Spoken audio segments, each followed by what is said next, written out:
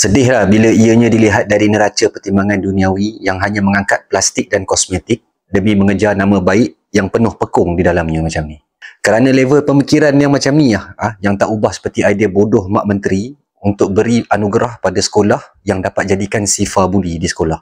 Yang mana ianya cantik di atas kertas namun membuka ruang lebar untuk segala kes agar disorok di bawah kapet, dalam laci atau dibakar sekalipun. Mana semangat jihad kita ni untuk melawan? Di mana yang dikatakan nilai saudara seiman jemput Trump atas dasar apa sekalipun adalah jelas menunjukkan kemunafikan pemerintah yang ada hari ni. Saya ambil contoh mudah. Isteri dan anak anda semua dirogol di sebuah tempat dan anda kenal siapa yang buat, siapa yang rancang, siapa yang dalang anda kenal. Lalu anda menjemput ke rumah untuk beri kata-kata nasihat dan cadangan. Adakah ianya realistik dan logik untuk dilakukan pada hemat anda? Dalam hal ni anak isteri itu adalah rakyat Palestin, perogol itu adalah Trump, dan anda nak panggil dia bincang pasal isu ni di rumah anda sendiri untuk menghantar mesej jelas kononnya anda tidak bersetuju dengan tindakan dia. Adakah anda sanggup? Mengapa anda tak rasa seperti mana yang terjadi pada anak isteri anda? Jawapannya mudah. Hanya mulut mengatakan saudara seiman di Palestin itu sebagai saudara seagama, walhal hati tak mengiyakan dan tak serius mana pun. Masih anggap mereka yang dibantai tu jauh dan orang luar. Baik pemerintah, baik juga cerdik pandai agama dalam tu. Semuanya hanya kosmetik, hanya keindahan kata-kata, semangat yang berkobar, berselindung di sebalik ilmu, menyembunyikan hukum. Hanya lambang kemunafikan yang terang dan jelas, lagi nyata. Simple, sifir mudah. Jika anda sanggup mengundang pembunuh, perancang, perogol anak isteri anda, ibu ayah anda, dan memilih untuk memikirkan jaga hati rakan ASEAN kononnya, itulah jelas yang selama ini anda hanya bermuka-muka, konon-konon true dalam bela Palestin, walhal dusta semata-mata.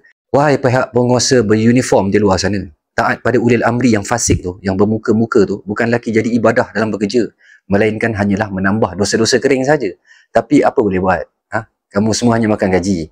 Semoga tindakan di luar kamu semua ni tak selari di dalam hati. Dalam makna kata, sekurang-kurangnya di hati menolak dan membenci akan kedatangannya. Takut-takut, jika sebaliknya, takut-takut kamu semua yang pertahankan keputusan negara ni hari ini salingnya tak tumpah seperti tentera-tentera Firaun, polis-polis Firaun dulu yang tak semuanya seia dan sekata dengan Firaun. Sebaliknya hanya mengikut arahan bosnya saja. Jelas penguasa satu dan penguasa dua yang tersasul dengan nama Israel tu, boleh jadi apa yang terbuku dalam hati sebenarnya yang Allah nak tunjuk. Wahai bapa peneleponan negara, wahai bapa 6 sen negara, wahai bapa liberal negara, semoga sempat bertaubat. Sebab atas dunia bolehlah spin mata-mata. Sebab yang percaya hanya si bodoh yang berselindung di sebalik sijil yang tinggi saja.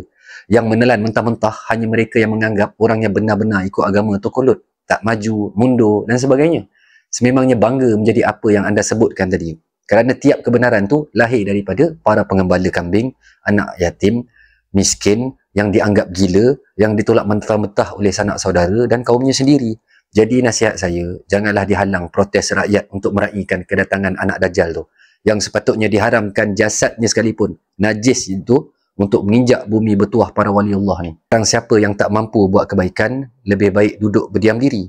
Dari duduk bersama kemungkaran, malah menegakkan pula kemungkaran dan berselindung di sebalik namanya kebenaran. Itu lebih jijik dari segalanya. Wallahu alam.